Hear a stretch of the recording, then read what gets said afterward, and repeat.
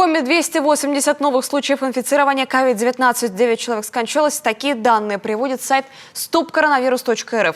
В активной фазе 5445 человек. Среди них и наш коллега Никита Чернов. Он не успел привиться и сейчас проходит лечение в стационаре. Следующий сюжет из красной зоны. Да, действительно, в конце концов я оказался в ковидном госпитале, в красной зоне. Врачи долго не гадали, что же делать со мной. Все-таки есть поражение легких, плюс на мой, несмотря юный возраст, уже определенные заболевания, поэтому решение было принято однозначно. Нужно начать с самого утра, это примерно в 8 часов. Нас будет врач для того, чтобы снять обычные классические показатели, да, это померить давление, узнать температуру, если есть какие-то отклонения от нормы там, и так далее. В любом случае это все записывается. Кормят, получается, 3 раза в день. Это, естественно, завтрак, обед и ужин. В принципе, кормят сносно, еда отличается изо дня в день. То есть она не надоест, хотя какая разница, когда ты не чувствуешь вкусов. Еще через какое-то время нам приходят ставить уколы. Причем история с уколами максимально индивидуальна. Кому-то их больше, кому-то меньше. Все это по назначению врача. А у меня вот их два, получается, укола в сутки, один в живот. Живот – это для разжижения крови.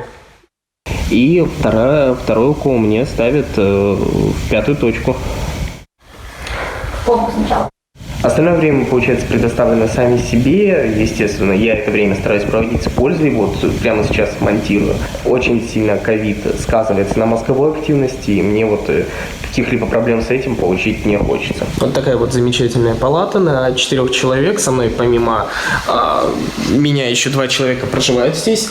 Наверное, единственный и самый большой минус это то, что поскольку все-таки ковидная зона, положили меня, кстати, в радиологию, потому что в инфекционной вроде как были переполнены места, и здесь оставались свободные койки. Там очень интересная система распределения. Каждый день определенное медучреждение отвечает за то, повезут ли вот в этот день появление нового ковидника именно туда, в это самое медучреждение. Несмотря на то, что целый этаж отдан как бы под ковидных больных, да, специально его переделали, это вот здесь видно, то есть я могу даже спокойно сюда входить, вот там вот, я покажу, вот за этой дверью находится уборная.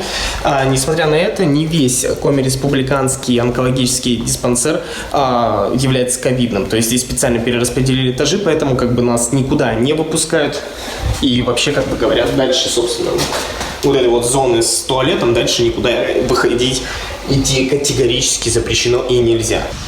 С кислородом в нашем отделении тоже все в порядке. Вот буквально пару часов назад привезли кислородные баллоны, поэтому я уверен, с этим здесь проблем никаких нет. По персоналу могу сказать следующее, что, естественно, все медики работают посменно. А вы на смене, получается, сколько часов? Сутки ровно 24? Да. Ух ты. С 9 до 9. Естественно, они в полнейшей, в максимальной экипировке защиты, и, естественно, они все абсолютно привиты, но нас как бы особо не боятся, приходят спокойно, не сторонятся, то есть мы не контужены для них, это уже хорошо. С самого утра уборщица поменяла мусорный пакет, также приходит уборщица протирать каждый день полы, то есть максимально вот за чистотой здесь очень хорошо следят, соблюдают. Сегодня борщ на обед и... Это рагу, получается?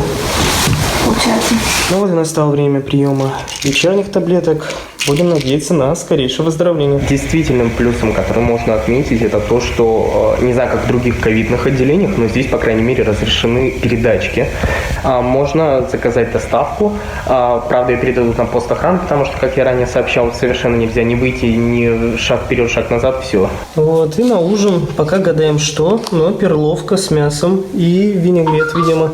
В целом один день из красной зоны подходит к концу.